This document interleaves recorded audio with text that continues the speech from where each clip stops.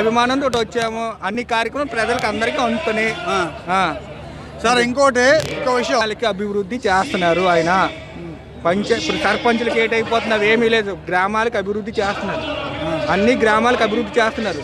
అందరికీ బాగానే ఉంది.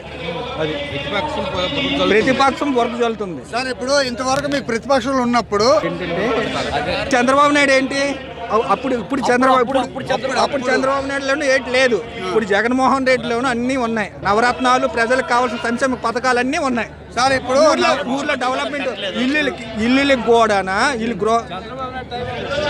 ఈరోజు నేను చోడవరం సర్పంచ్నే మాట్లాడుతున్నాను. గొర్రెల మండలం చోడవరం సర్పంచ్నే మాట్లాడుతున్నాను. ప్రజల కోసము వస్తుంది కానీ ఎవరిని కించపరచలేదా? ఉదాహరణకు కోటా డీలర్ విషయం పక్కన పెట్టండి, సర్పంచులు పక్కన పెట్టండి.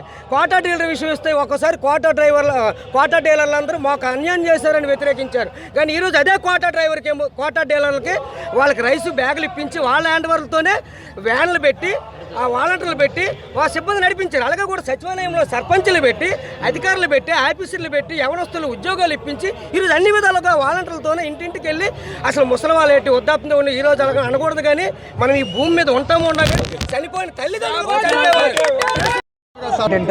ఇప్పుడు అపోజిషన్ కాదు, అన్ని ఉన్నాయి. మేము సర్పంచ్ పదవి అనుభవించడం కాదు మేము కాబట్టి చెప్తున్నాం. సర్పంచ్ పదవులు జగన్మోహన్ రెడ్డి ప్రాసెస్ పెట్టారండి. ఇట్లా జరిగిన ప్రభుత్వం ఏంటంటే కొద్ది రికమెండెడ్ మీద చేసేవారు.